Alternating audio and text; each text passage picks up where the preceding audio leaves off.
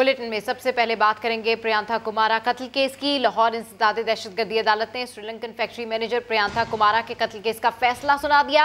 6 मुजरिमान को सजाए मौत सुना दी गई, 9 को उम्र कैद की सजा दी गई। इसी बारे में मजीद बात होगी। समा के नुमाइंदे अरशद अली हमारे साथ हैं। अरशद अली, सजा सुना दी गई, अमल दरामद बाकी है, फैसले की तफसील बताइए। जी बिल्कुल, जो है वो इंसदाद दहशतगर्दी की खसूसी अदालत ने 1 माह के अंदर ट्रायल करते हुए जो मुल्जमान हैं उनको अपने कैफरे किरदार तक पहुंचा दिया है। ताहम मुल्जमान को, जिनमें 6 मुल्जमान है वो उम्र कैद और 2-2 लाख रुपए जुर्माने की सजा सुनाई है, जबकि 9 मुल्जमान को जुर्म साबित होने पर उम्र कैद और 2-2 लाख रुपए जुर्माने की सजा सुनाई है। इसके साथ साथ एक मुल्जम नदीम को अदालत ने शक का फायदा देते हुए बरी करने के अहकाम जारी किए हैं और इसके अलावा दीगर जो मुल्जमान हैं उनको 2-2 साल कैद मशक्कत सुनाने के अहकाम जारी किए हैं, जबकि एक मुल्जम को अदालत ने 5 साल कैद बामशक्कत सुनाने के अहकाम जारी किए गए हैं। ताहम 3 दिसंबर 2021 को ये वाक़या पेश आया था और प्रोसिक्यूशन की जानब से फरवरी के आखिर में इस मुकदमे का चलान अदालत में पेश किया गया था और प्रोसिक्यूशन की खुसूसी टीम के मेंबर अब्दुल रऊफ भट्टू की सरबराही पर मुश्तमिल। बहुत शुक्रिया अरशद, आपने अपडेट किया। जिक्र करेंगे सुप्रीम कोर्ट का, जिसने इमरान खान के रात 12 बजे अदालतें खोलने के सवाल का जवाब दे दिया। चीफ जस्टिस ने आर्टिकल 63A की तशरीह से मुतालिक सदारती रेफरेंस की समाअत के दौरान रिमार्क्स दिए। 24 घंटे काम करने वाली अदालत है, किसी को उंगली उठाने की जरूरत नहीं। आइन सुप्रीम कोर्ट में आर्टिकल 63A से मुतालिक सदारती रेफरेंस की समाअत। चीफ जस्टिस ने अदालती फैसलों पर सोशल मीडिया और जलसों में तनकीद पर शदीद बरहमी का इजहार किया। अदालत ने रात को खुले रखने पर उंगली उठाने वालों को भी चुप करा दिया। बोले अदालतें 24 घंटे काम करती हैं, आइन के तहफ्फुज़ पर गालियाँ पड़ती हैं, लेकिन अपना काम करते रहेंगे। आइन की हिफाजत करना हमारी जिम्मेदारी है, इसे निभाएंगे। पीटीआई के वकील बाबर इवान ने सेनेट इलेक्शन में वोटों की खरीदो फरोख्त के खिलाफ अपने 2 अरकान के इलेक्शन कमीशन में जाने का हवाला दिया तो चीफ जस्टिस ने कहा मगर आपकी जमात इलेक्शन कमीशन में नहीं गई, लगता है वो इस मामले पर संजीदा नहीं थी। हमें कहा जाता है आज खुद नोटिस लें। सुप्रीम कोर्ट तरीकाकार तय कर चुकी है, अदालत क्यों आपके सियासी मामलात में पड़े। रेफरेंस पर राय देते हुए ये भी तयन करेंगे कि आइन से इनराफ का क्या नतीजा होगा। एडवोकेट जनरल इस्लामाबाद के दलाइल के दौरान जस्टिस जमाल मंदोखेल ने रिमार्क्स दिए कि पार्लियामान ने ताहयात ना अहली का वाजे नहीं लिखा, दोबारा इसके सामने पेश करें। मामला अदालत के सर क्यों डाला जा रहा है। आजकल आसान तरीका है, 10,000 बंदे जमा करो और कहो मैं नहीं मानता। जुल्करनैन इकबाल, समा, इस्लामाबाद। और अब बात करेंगे साबिक वजीर आजम इमरान खान की, जो कहते हैं तोशाखाना से जो कुछ लिया रिकॉर्ड पर है।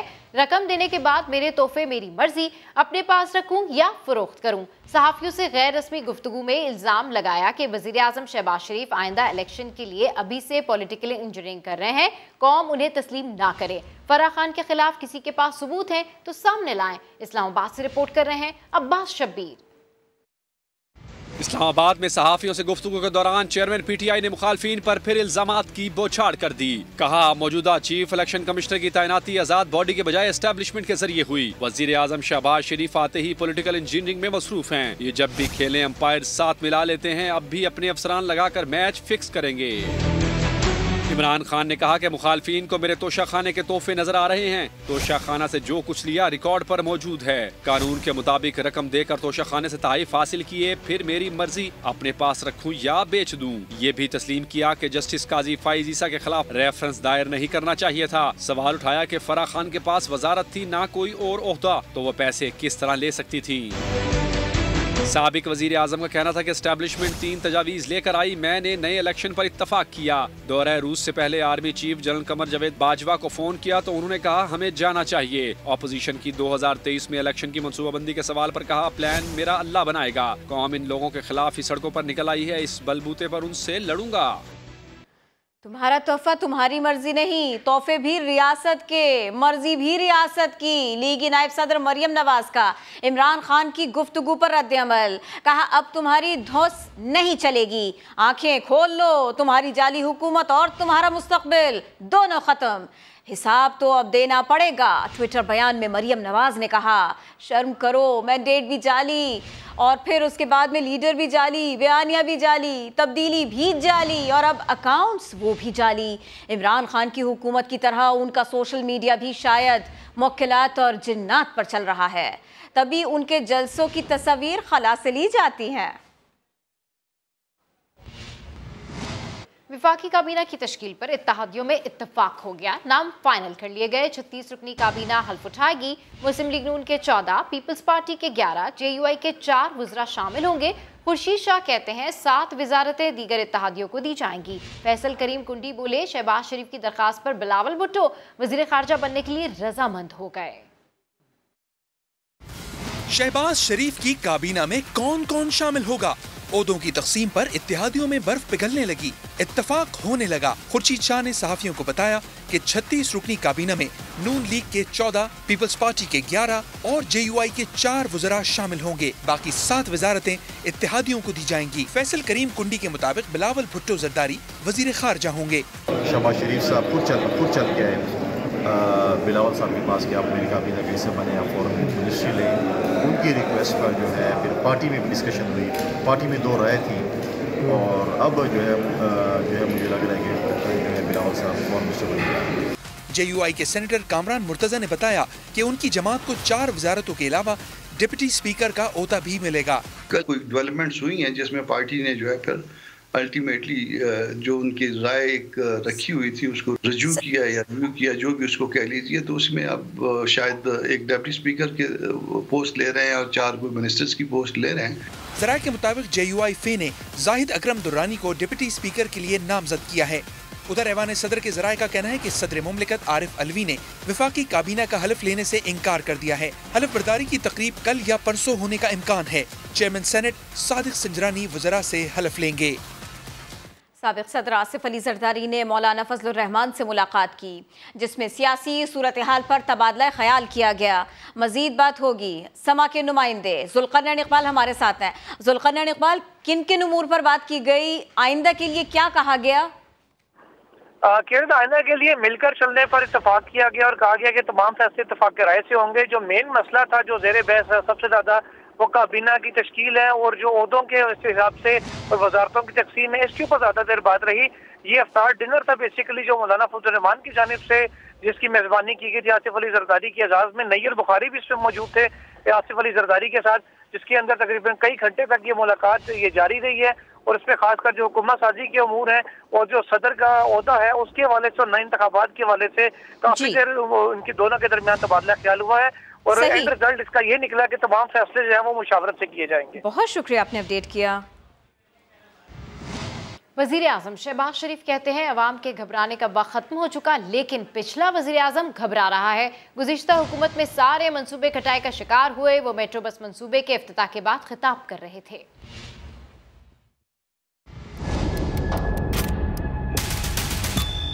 सरकार को कोई सरोकार नहीं था। वो अपना हेलीकॉप्टर 55 रुपए खर्चे पे बड़े सस्ते पे आते जाते थे। मुझे किसी से कोई गिला नहीं, किसी से कोई दुश्मनी नहीं। जो कौम से मोहब्बत करता है और कौम के लिए दिन रात काम करता है वो हमारे सरों के ताज हैं। वो कहते हैं कि अगर काम निकालना हो, अगर दिल में तड़प हो तो रास्ता फिर अल्लाह ताला बताता है। आज ये मैं कहूँगा कि खिदमत का साथ देना है या फिर फरेब का साथ देना। मुसीबत ये है, मुश्किल ये है कि पिछले हुकूमत के वज़ीर आज़म पर घबराहट ये है कि ये कोलिशन हुकूमत आई है और उन्होंने शहबाज शरीफ मुझ नाचीज को अपना नुमाइंदा चुना है। मैं तो उसी रफ्तार से काम करूंगा जिसकी मुझे आदत है। आपको घबराहट होगी मगर अवाम की घबराहट खत्म हो गई है अल्हम्दुलिल्लाह।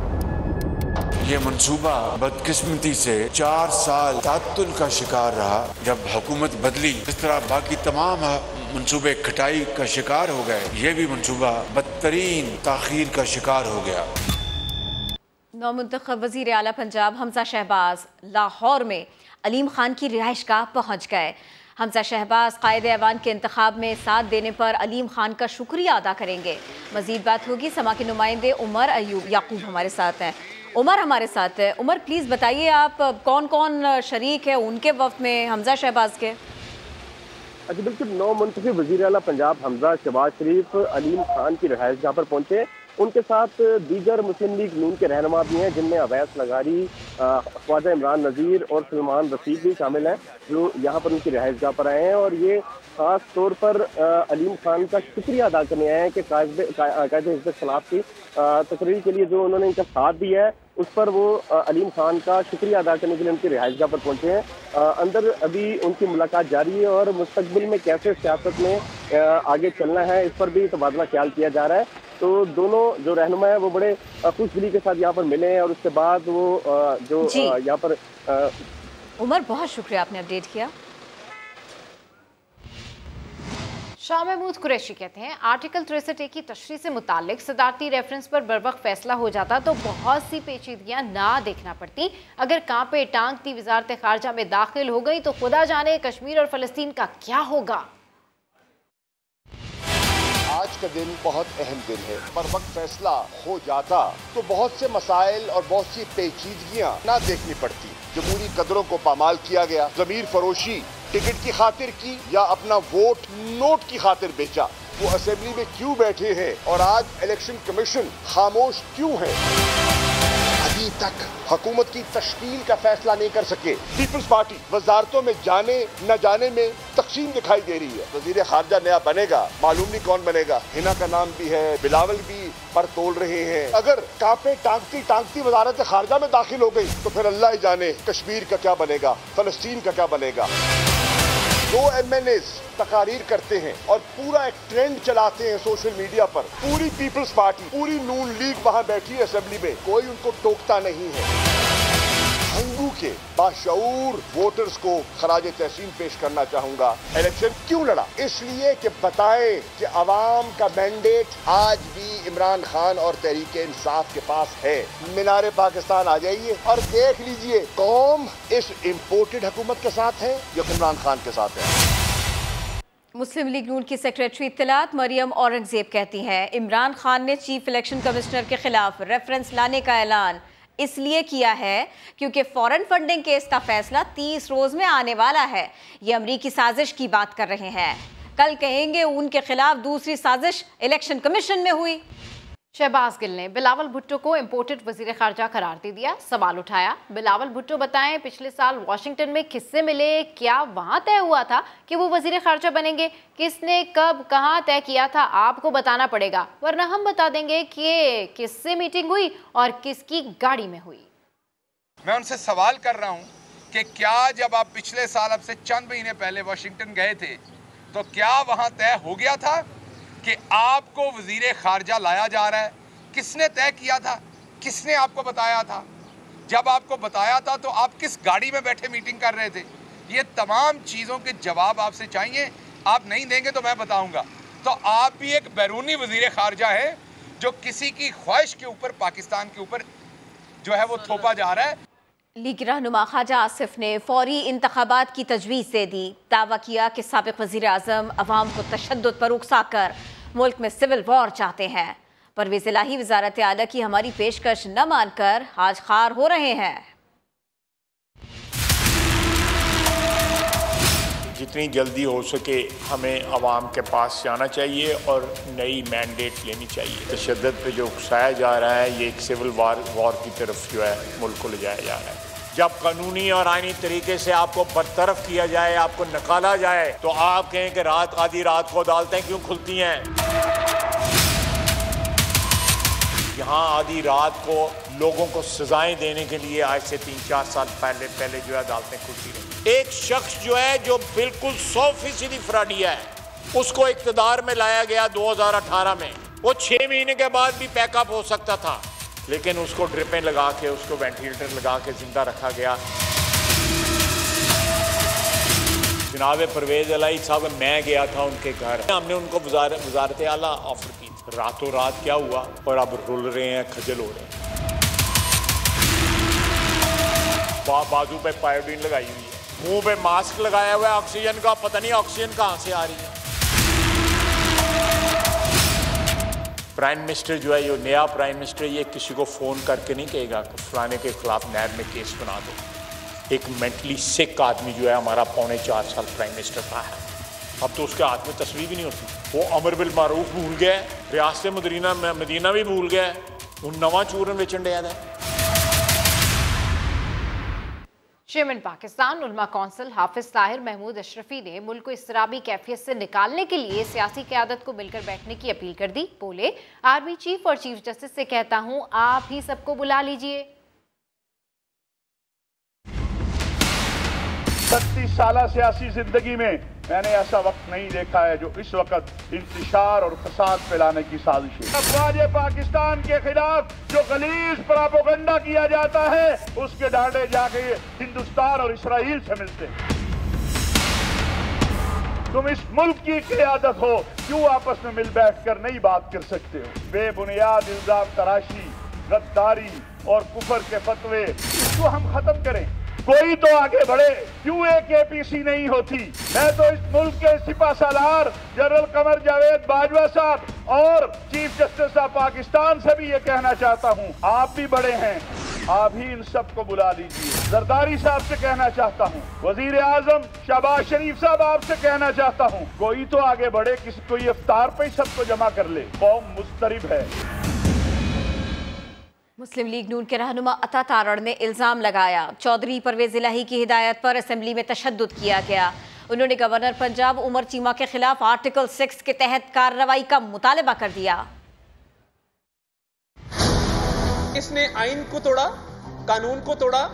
पिछले 17 दिन वजीर आला का इंतखाब नहीं होने दिया। असेंबली का अमला परवेज इलाही साहब की खुसूसी हिदायत पर ये सारा सामान असेंबली के अंदर ले जाया जा रहा है। 200 से ज्यादा लोगों को फ्लोर ऑफ द हाउस पर लाया गया। इनका ख्याल था कि ये भी गुजरात की जिला काउंसिल है जहाँ मैं बैठा हूँ, आ जाओ जी टॉप के आ जाओ। ये बुजुर्ग आदमी है जो फ्लोर ऑफ द हाउस में गुंडे बदमाश दाखिल करवा रहा है। ये बुजुर्ग ऐसे होते हैं घरों के जो बदमाशों के जरिए इलेक्शन रिग करवाते हैं, हार मान जाए, घर चले जाए।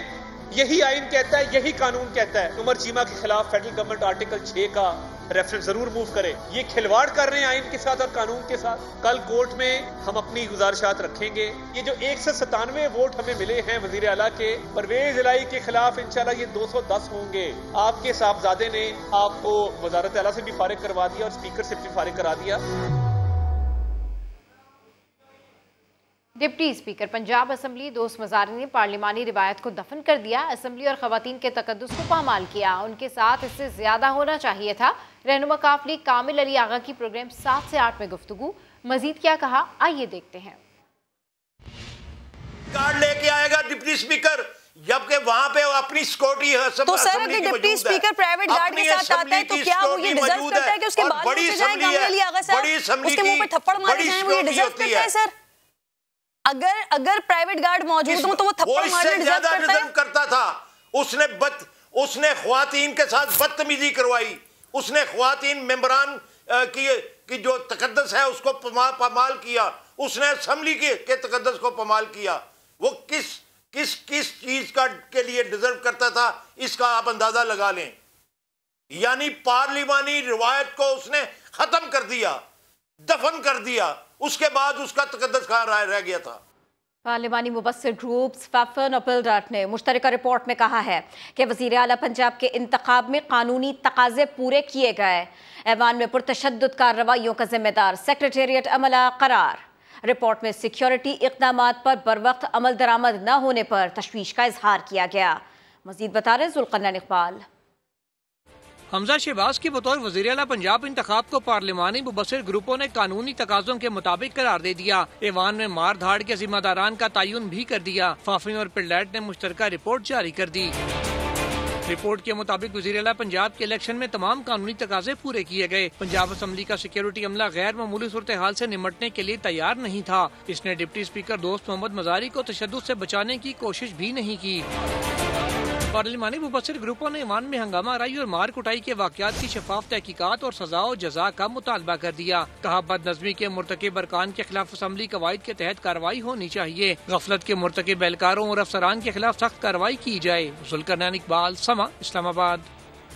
वज़ीर आज़म शहबाज शरीफ ने जो कहा कर भी दिखाया। 4 साल से इल्तवा का शिकार पेशावर मोड़ ता new Islamabad airport metro bus service 5 दिन में मुकम्मल कराई। छठे रोज इफ्तिताह भी कर दिया। रोजाना 50,000 शहरी बेहतरीन सफरी सहूलियात से फायदा उठाएंगे। रिपोर्ट कर रही हैं अरहम खान। 4 साला तवील इंतजार आखिरकार इख्तिताम को पहुंचा। वजीर आजम ने पेशावर मोड़ से न्यू इस्लामाबाद एयरपोर्ट तक ऑरेंज लाइन मेट्रो बस का इफ्तिताह कर दिया।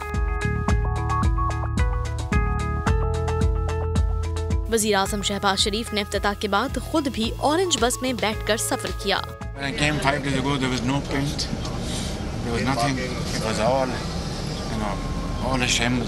25 किलोमीटर तवील ट्रैक पर इब्तदाई तौर पर पंजाब मेट्रो की 15 बसें चलाई जा रही हैं, क्योंकि कोरोना के बायस चीन से खरीदी गई 30 नई बसें अभी पाकिस्तान नहीं पहुंची।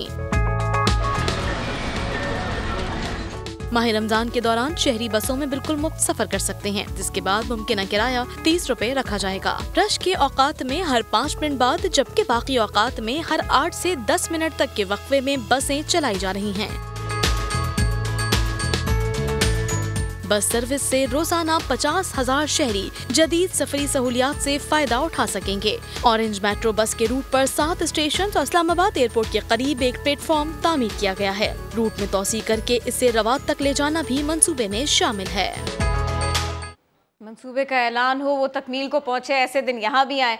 सिंध हुकूमत की कराची के लिए बसें तो आकर नहीं दे रही, लेकिन ताखीर पर तावीलें मुसलसल आती जा रही है। सूबाई हुकूमत के तर्जुमान मुर्तज़ा वहाब ने अब बसें न आने का मलबा शंघाई में लॉकडाउन पर डाल दिया है। 31 जनवरी 2022 उस डेट पर कायम हूँ। कराची शहर के अंदर 50 नई बसेस सिंध हुकूमत का ट्रांसपोर्ट डिपार्टमेंट लेकर आ रहे हैं।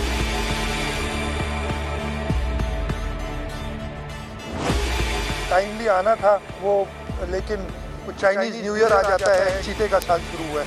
वो चीते की रफ्तार तो बहुत तेज़ होती है, लेकिन चाइनीज ने अपनी रफ्तार थोड़ी कम कर ली। तो हमें खुद 250 बसेस लेके आनी थी, उसकी पेमेंट भी हमने कर दी थी।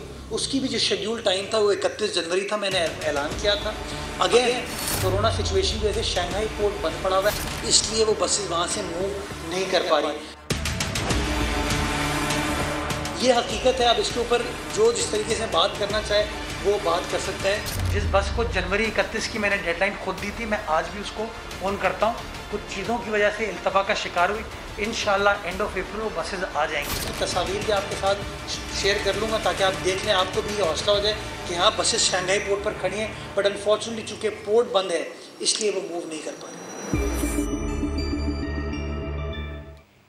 पीपल्स पार्टी की सिंध सरकार ने तहरीक इंसाफ के रुकन असम्बली रमेश कुमार के इलाके इस्लाम कोट के प्रेमनगर में 90 करोड़ रुपए की स्कीम का ऐलान कर दिया। मजीद बात होगी। समा के नुमाइंदे संजय साधवानी हमारे साथ है। संजय साधवानी, इस ऐलान में क्या क्या कुछ है, किन किन डिपार्टमेंट्स को देखा जाएगा? जी बिल्कुल, ये इस्लाम कोट का इलाका है में एक प्रेम नगर बनाया गया है जो डॉक्टर रमेश कुमार के भाई के नाम से मंसूब है। यहाँ पर सिंध हुकूमत की जानिब से 90 करोड़ रुपए की स्कीम दी गई है। इस स्कीम का टेंडर महकमा वर्क एंड सर्विस ने 30 मार्च 2022 को जारी किया है। इस टेंडर के मुताबिक यहाँ पर पब्लिक स्कूल बनाया जाएगा। हमारी इस मुतालिक PTI के MNA रमेश कुमार उनसे बात हुई है, जो मुनरिफ होकर हुकूमती बेंचेस के बजाय अपोजिशन की बेंचेस पर इस वक्त मौजूद है। उन्होंने कहा कि ये स्कीम मैंने अपने लिए नहीं ली, अपनी जात के लिए कुछ नहीं किया। स्कीम से घर के बच्चों को फायदा होगा। इन्होंने मजीद कहा कि मेरे भाई के नाम पर हमने प्लाट खरीद कर यहाँ पर बाउंड्री वाल भी बनाई, जिसके पैसे भी अपनी जेब से किए हैं, और हुकूमत से दरख्वास्त की थी कि यहाँ पर आप ये स्कीम दें। हमारी कोशिश है कि इस मकाम पर अस्पताल समेत दीगर सहूलियात भी फराहम करें। तो 90 करोड़ रुपए की स्कीम है जो पाकिस्तान तहरीक इंसाफ से मुनरिफ होने के बाद। बहुत शुक्रिया संजय।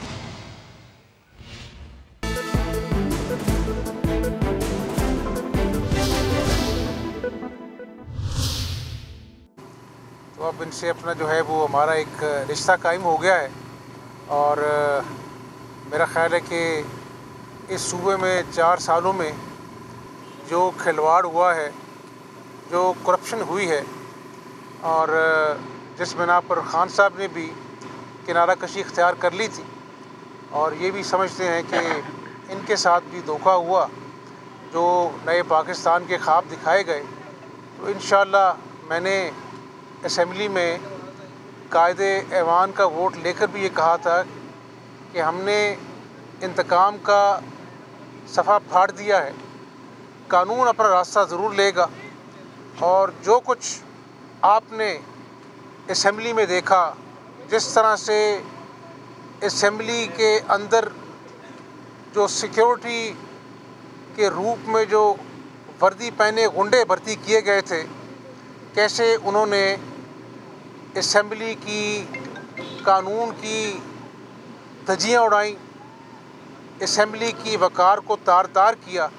तो इंशाअल्लाह मैं मीडिया का भी शुक्रगुज़ार हूँ जिन्होंने परवेज़ इलाही साहब के झूठ को बेनकाब किया, और वो जो विजुअल्स हैं वो चीख चीख कर कह रहे हैं कि जब ये लोगों को ऐसे ऐसे शाबाशी दे रहे थे और उधर से गैलरी से लोगों को बुला रहे थे।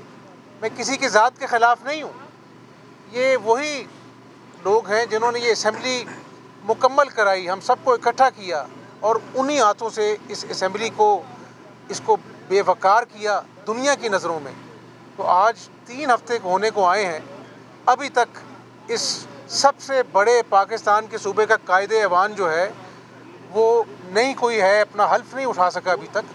तो ये सारे मसाइल अवाम देख रहे हैं, लेकिन मैं आज भी अल्लाह के फजल करम से चीफ मिनिस्टर इलेक्ट के नाते ये बताना चाहता हूँ पंजाब की अवाम को कि अल्लाह के बाद मैं अपनी जमात का, नवाज़ शरीफ साहब का शुक्रगुज़ार हूँ, और इंशाअल्लाह जब भी हल्फ होगा पहले दिन से हम अपने इत्तेहादियों के साथ, अपनी जमात के साथ मिलकर जो पहाड़ जैसे मसाइल का अवामुन नास को सामना है उसका मुकाबला करेंगे और दिन रात मेहनत करेंगे इंशाअल्लाह। मैं हमजा शहबाज साहब का शुक्रिया अदा करता हूँ, वो और उनकी तमाम रुफ़का जो आज मेरे घर तशरीफ़ लाए हैं, मेरे लिए बड़ी इज़्ज़त की बात है। मैं उनको अपने तमाम दोस्तों की तरफ से खुश आमदीद भी कहता हूँ और उनका शुक्रिया अदा करता हूँ, और उम्मीद रखता हूँ कि इंशाअल्लाह आइंदा आने वाला दिन जो होंगे वो पंजाब में एक अच्छी, एक ऐसी हुकूमत जो कि अवाम के लिए काम कर सके, जो कि अहल लोगों पे मुश्तमिल हो, जो लोगों के लिए मंसूबे बना सके और उस पर अमल दरामद करा सके, और जिसका फ़ायदा जो है वो आम आदमी को, पंजाब के आम आदमी को पहुँचे इंशाअल्लाह ताला। हमारी बहुत सारी दुआएं मेरे तमाम ग्रुप की तरफ से हमजा साहब के साथ है। अच्छा हमजा साहब, आप क्लियर मेजॉरिटी के साथ पंजाब के कायदे ऐवान मुंतखब हुए, वज़ीर आला पंजाब मुंतखब हुए, आवाम के मसाइल बहुत ज़्यादा हैं, लेकिन जानबूझ के इससे पहले ऐसी रिवायत नहीं है, कौन सी नफरत की बुनियाद रखी जा रही है कि आप इस मुल्क के सबसे बड़े सूबे के चीफ मिनिस्टर हैं, लेकिन जो आईनी ओहदे पे बैठा हुआ शख्स है वो ज़िद में है, वो आपसे हलफ नहीं ले रहा। इसी ज़िद ने तो कौमी असम्बली के इजलास को 11 बज के कुछ मिनट तक, 12 बज के कुछ मिनट तक इल्तवा का शिकार रखा कि शायद कोई बात बन जाए। लेकिन उस दिन भी आईने पाकिस्तान की जीत हुई थी, जमहूरियत की जीत हुई थी, एक अपना जो है वो बहुत ही नाजुक मोड़ से मुल्क गुजर रहा था, और वही बीमारी यहाँ पर भी आ गई है। तो ये अना और इंतकाम जो है ना, वो आग जो उसकी है वो सब कुछ राख कर देती है। यही आज इमरान न्याजी साहब और उनकी जमात के साथ हो रहा है, और अवामुन नास के मसाइल कुछ और हैं जिनको हल करने के लिए इन लड़ाई झगड़ों से हमें बाहर निकल कर आवाम के जो महंगाई है, बेरोज़गारी है, किसान आज बदहाल है, वो मसाइल हैं आवाम के, बेरोज़गारी है, दवाइयों के लोग पैसे नहीं हैं। तो आज 15 दिनों से मैं जो गुजारिश कर रहा हूँ कि ये तमाशा जो चल रहा है, इन मसाइल के लिए हमारा सोच विचार से ध्यान हटा हुआ है इस हुकूमत की हटदर्मी की वजह से। मुझे आप ये बताएं कि प्राइम मिनिस्टर जो है वो गवर्नर का इंतखाब करता है, तो क्या फिर उसी प्राइम मिनिस्टर का जो अपना रिकमेंडेशन है सदर साहब को, क्या वो बाइंडिंग नहीं है? तो इस मुल्क को 4 साल खिलवाड़ किया गया है, लेकिन इंशाअल्लाह मैं एक जमहूरी कारकुन हूँ, मुझे जमहूरियत पर यकीन है, जमहूरियत अपना रास्ता बनाएगी, आवाम की जीत होगी इंशाअल्लाह। बहुत शुक्रिया आपका। इलियास भाई का ले लें आप। 3.5 साल जो एक लोगों को बड़ी करप्शन हुई, इतनी ज़्यादा लूट मार हुई, लोगों ने सफ़र किया, और अब ये मज़ीद रुकावट पैदा कर रहे हैं, तो इसका क्या हल है? किस तरह क्या करेंगे?